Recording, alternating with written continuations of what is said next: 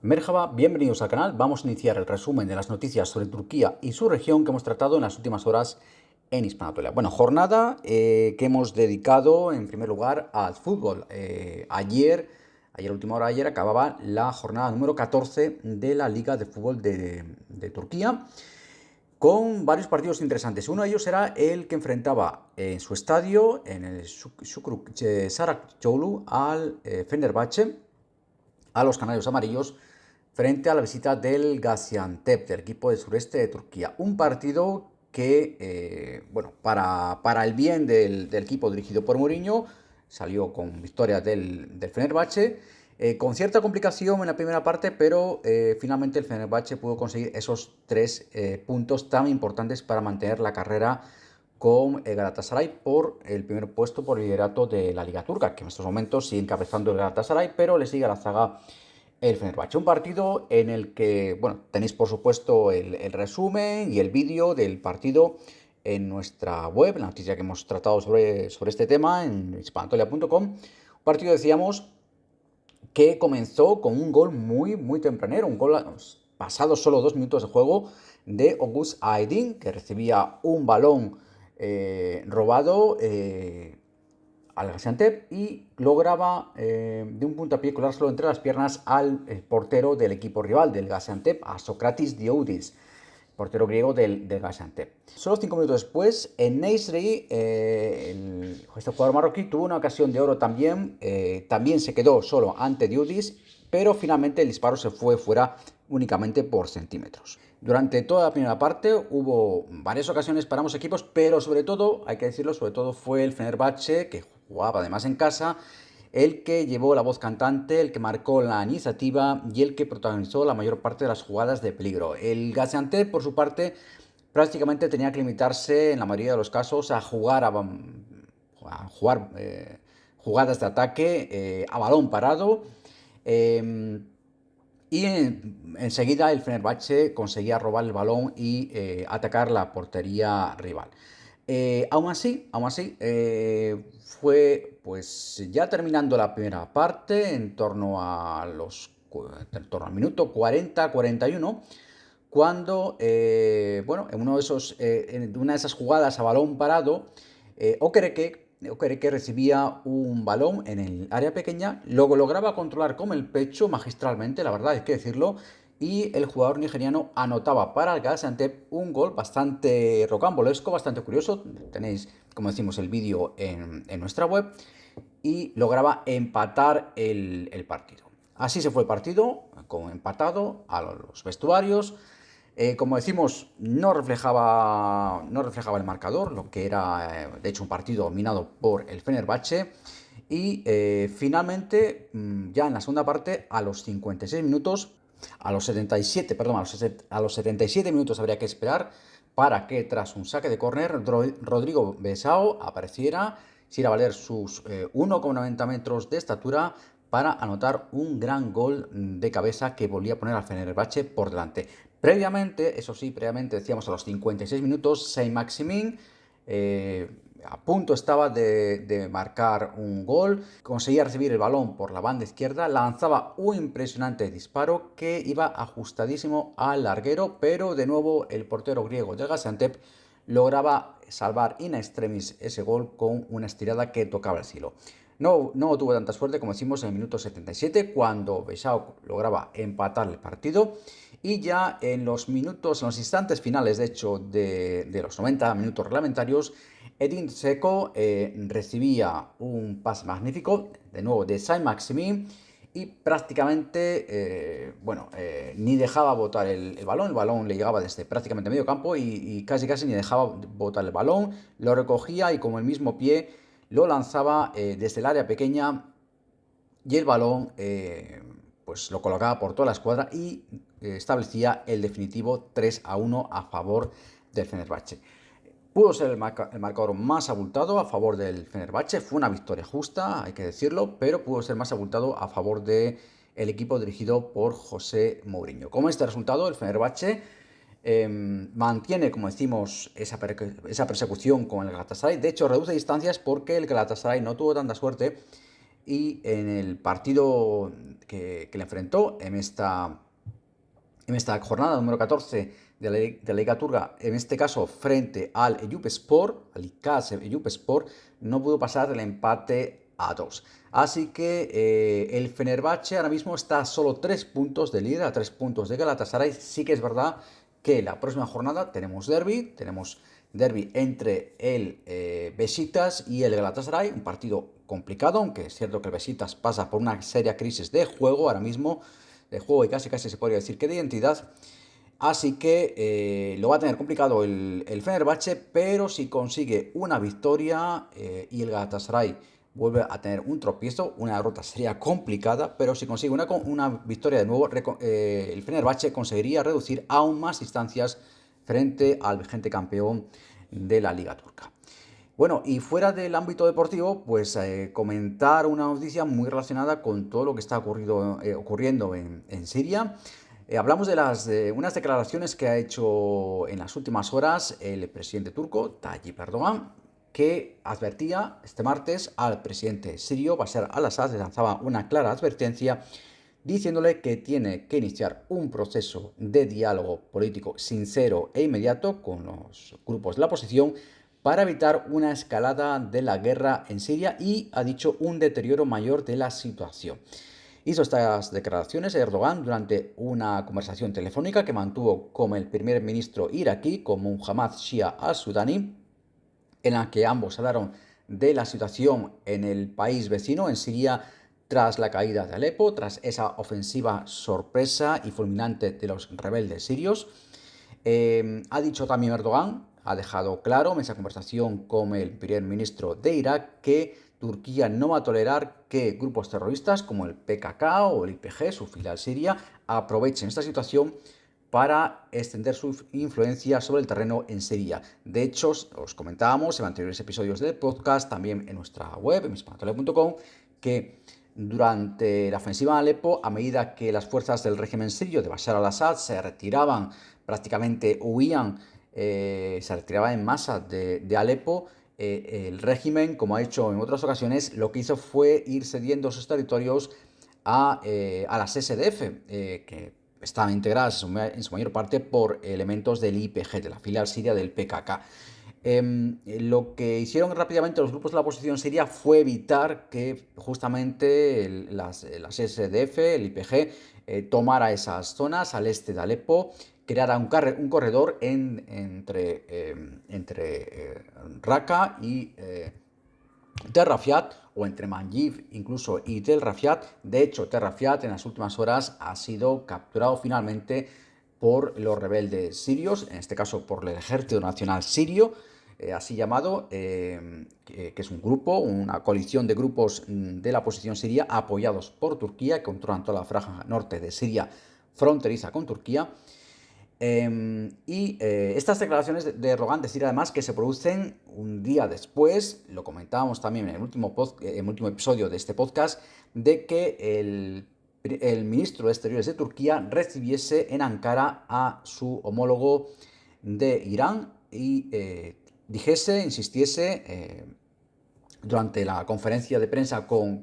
el ministro de Exteriores iraní, como Abbas Araghchi, dijera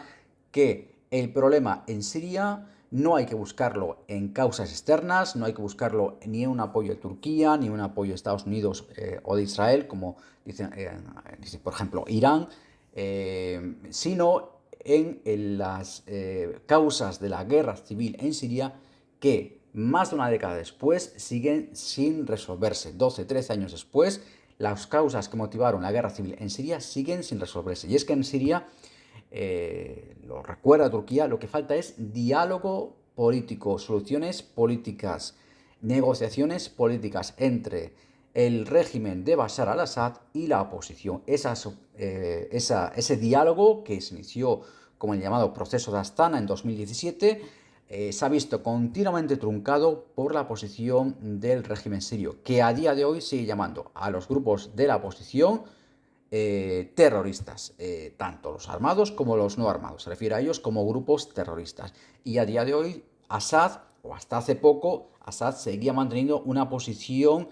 de cierto desafío incluso ante ese brazo, digamos, que le tendió Turquía para iniciar una especie de acercamiento, de restauración de esos lazos con mediación de Rusia. Hemos visto durante el último año que ese acercamiento ha sido imposible por la intransigencia del presidente sirio Bashar al-Assad, que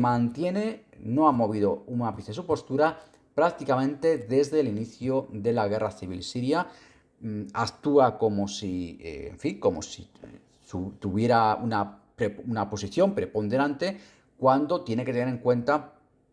que, bueno, tiene que enfrentarse no solo a los grupos de la oposición, sino al hecho de que la mitad de la población del país se ha escapado del país por la represión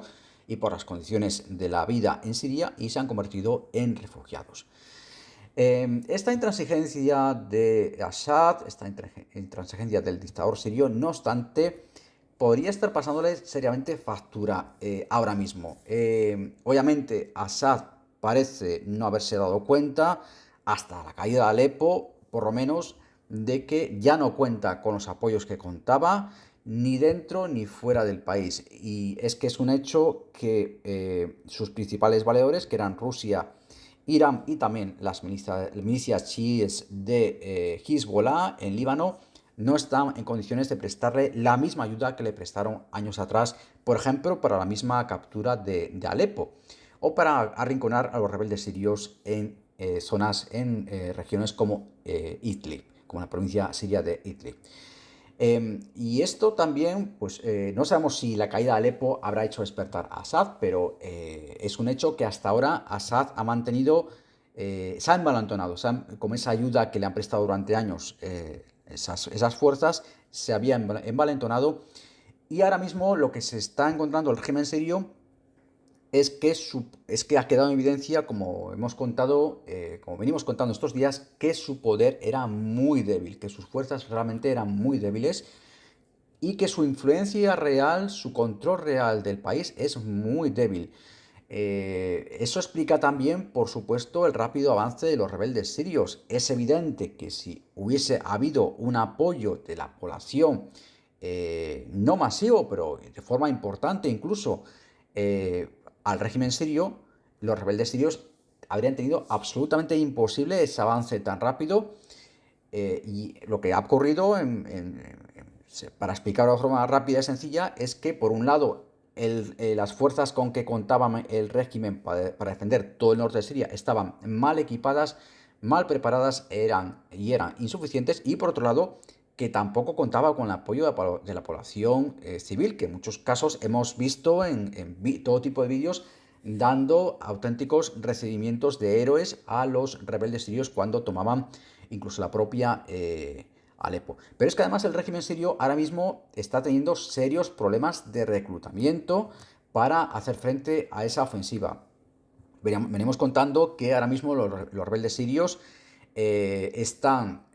asediando los alrededores de Hama, en la cuarta mayor ciudad del país. La asedian ya por norte, este y oeste. Solo el sur de la ciudad estaría, digamos, todavía conectado con las áreas bajo control del régimen de Assad.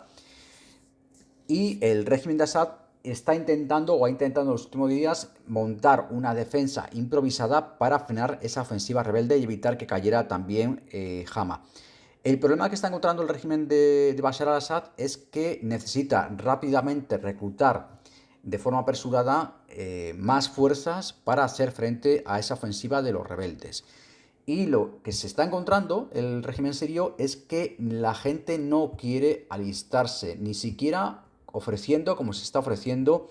sueldos de 4 o 5 veces el salario normal de un funcionario en Siria. Es decir, sueldos muy altos para lo que son los estándares sirios, que hablamos de unos $200, pero para lo que es los estándares de vida y de coste de la vida en Siria son sueldos realmente altísimos. Ni así está consiguiendo el régimen sirio convencer a los nuevos reclutas para que se alisten de forma apresurada, como necesita el régimen sirio, en el ejército. Ni siquiera lo está consiguiendo en las zonas de mayoría alauita, de esa mayoría alauita que profesa la misma fe que el propio Assad,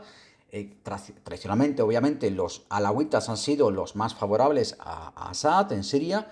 pero ni siquiera en zonas de mayoría alawita, como son Tartus, como son Latakia, está consiguiendo el régimen sirio reclutar las fuerzas suficientes, con lo cual está teniendo que acudir a reclutamientos forzosos, algo que nos recuerda mucho a situaciones que hemos visto en Rusia, por ejemplo,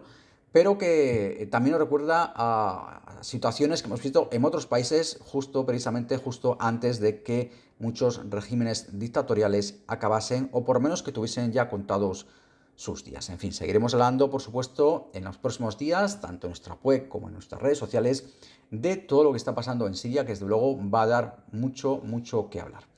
Y yéndonos ya a las noticias que hemos tratado, como siempre, más brevemente en nuestros perfiles, en redes sociales, hablar, por ejemplo, de economía, de ese dato de la inflación que ha dado a conocer el Instituto Estadístico Turco, que señala que la inflación en el pasado mes de noviembre cayó ligeramente hasta el 47,09%, 47,1% para redondear, un poquito menos, 1,5 puntos menos que el dato del 48,6% de inflación que se registró el mes anterior, en octubre. Principalmente las principales subidas de los precios en Turquía en noviembre con respecto al mismo mes del año pasado se han producido en la educación, donde los costes han subido casi un 92,5%, ahí es nada, prácticamente se han duplicado, y en segundo lugar a causa de la vivienda, que en el último año ha subido un 74,45% su precio. Mencionar también, de forma más breve, pues una noticia que nos llega desde Irán, donde el actual presidente iraní, recientemente elegido en las urnas, Masoud Pezeshkian, sabéis, de origen azerbaiyano, de origen azerí, que es una minoría muy importante del noroeste de Irán. El nuevo presidente iraní, que llegó precisamente, llegó al poder, fue elegido prometiendo acabar con la famosa y temida policía de la moral, ha criticado la nueva ley sobre el hijab y la castidad que ha aprobado recientemente el Parlamento de Irán. Es una nueva ley que impone, al parecer, penas mucho más duras a las mujeres que no se cubran el pelo, como es obligatorio por ley en Irán, según las leyes del régimen de los ayatolás, y el propio presidente iraní, que es quien teóricamente tiene que rubricar esa ley para que entre en vigor, ha dicho, prácticamente ha venido a decir que no la va a firmar, por lo menos tal y como está formulada. Como decimos, él mismo ha prometido acabar con la policía de la moral y cree que la nueva ley, que lo único que hace es imponer penas más duras a las mujeres que no usan el velo, sin tener en cuenta todo lo que está detrás de esas protestas en Irán, precisamente a las mujeres contra el uso del velo, que está llevando incluso a muchas mujeres a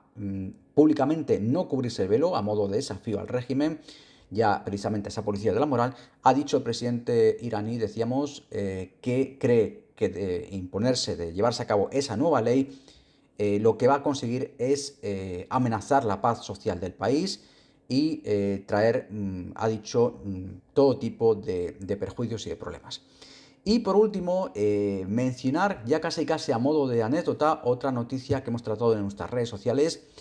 Más bien, bueno, es una noticia breve, pero que viene muy bien ilustrada con un vídeo muy curioso. Se trata, como podéis ver en el vídeo,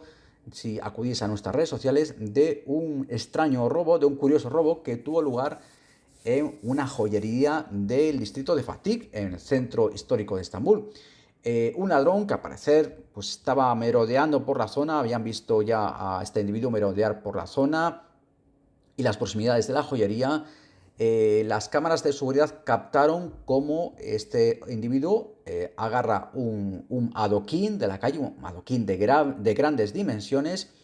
entra repentinamente en la joyería, deprisa, rompe inmediatamente, nada más entrar como ese adoquín, una de las vitrinas, agarra varias joyas de oro y trata de escapar. Pero, ay amigo, en el momento de darse la vuelta, la puerta de seguridad se cerró involuntariamente tras él, y cuando quiso escapar, el hombre se vio atrapado dentro de la tienda con varias personas, como el dependiente de la tienda, con el dueño de la tienda, con varios clientes que lo que hicieron fue pese a los intentos de hombre por abrir la puerta y por salir, lo que hicieron fue retenerle hasta que llegó la policía. En fin, una noticia muy curiosa, un vídeo muy curioso que tenéis en nuestras redes sociales. Y nada más, hasta aquí este resumen. Recordad que tenéis más información en hispanatolia.com, en nuestra web y en nuestro perfil en la red social X, y también recordadlo en Blue Sky. Si te ha gustado este contenido, dale por favor un like y suscríbete para no perderte los próximos episodios.